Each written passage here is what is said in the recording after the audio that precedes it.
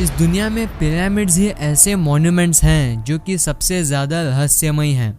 सालों की रिसर्च से ये पता चला कि ऐसे स्ट्रक्चर्स अभी के टाइम में बनाना पॉसिबल नहीं है। इसके पीछे बहुत सारे थ्योरीज भी हैं और काफ़ी लोगों का ये मानना है कि ये एंशिएंट एलियंस द्वारा बनाया गया है। मैं ऐसा इसलिए कह रहा हूँ क्योंकि ये सोच पाना भी मुश्किल है कि ये अभी के समय में ही इतने बड़े मशीन्स और क्रेन्स के बावजूद भी ये इतने वजन पत्थर नहीं उठा सकते।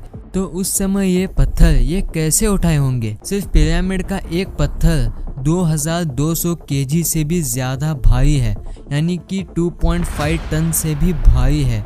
इसलिए लोगों का ये मानना है कि उनके पास उस समय ऐसे मशीनरीज आ गए थे जो उनका काम और भी आसान बना दिया। इन सभी पिरामिड्स में से खुफू पिरामिड ही एक ऐसा पिरामिड है जो कि इंसानों द्वारा बनाया गया सबसे लंबा पिरामिड है, जो कि 3800 साल से भी ज़्यादा वक्त तक ये खड़ा हुआ है। सिर्फ इतना ही नहीं, ये एक पिरामिड 2.3 मिलियन पत्थरों से बना हुआ है और ये इतना एग्जैक्ट बना हुआ है कि ये इंसान के बाल भी इसके अंदर नहीं जा सकते। असल में ये पिरामिड चूना पत्थर से कवर किया गया था और सूरज की रोशनी जब इस पर पड़ती थी तब वो चमकने लगता था। चमक इतनी तेज थी कि ये चांद पर से भी देखी जा सकती थी। पर अफसोस की बात तो यह है कि ये भूकंप के चलते जो कि 14वीं सेंचुरी में आया था, इसकी वजह से लाइट अब नहीं रही।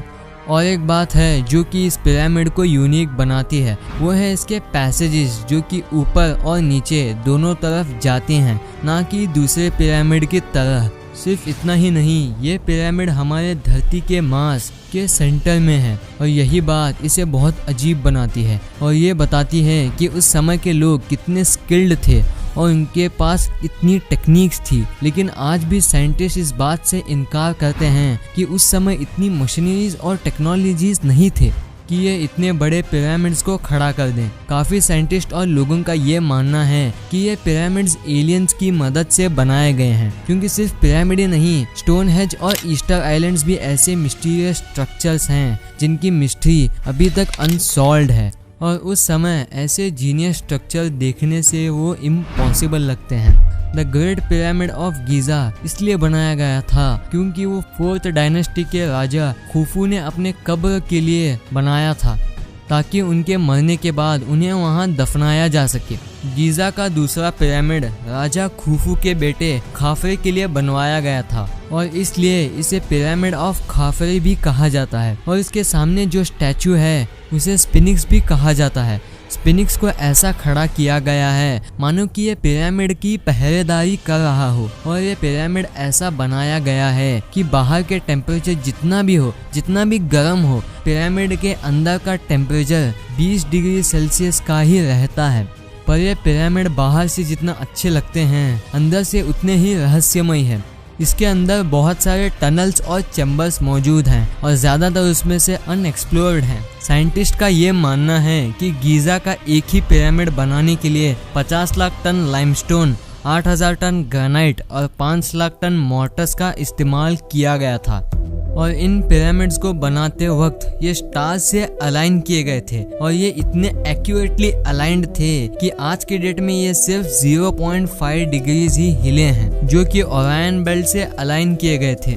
अगर आप पिरामिड के लोकेशन का कोऑर्डिनेट लेके उसे मीटर्स में कन्वर्ट किया जाए और लाइट का जो स्पीड होती है उसे मीटर्स में कन्वर्ट किया जाए तो वो एग्जैक्ट सेम नंबर आएगा जितना पिरामिड का मेजरमेंट है। शायद एंशिएंट सिविलाइजेशन के लोग ऐसे सुराग छोड़े हैं कि मानो वो चाहते हैं कि हमें ये पता चले कि हमें वो कुछ कहना चाह रहे हैं। कुछ थियरिस्ट ये कहते हैं कि वो एंशिएंट सिविलाइजेशन के लोग स्टार्स को देखकर ही वो नॉर्थ और साउथ पोल का जायजा ले सकते थे। और 2013 में आर्कियोलॉजिस्ट को इजिप्शियन डेजर्ट की वादी अल जफ में 4500 साल पुराना पेपरस मिला, जो कि हेराटिक में लिखा हुआ है। पेपरस इजिप्ट में पाया जाने वाला पौधा है। पहले इसे कागज जैसा मटेरियल बनता था और लिखने के लिए भी इसका ही इस्तेमाल किया जाता था।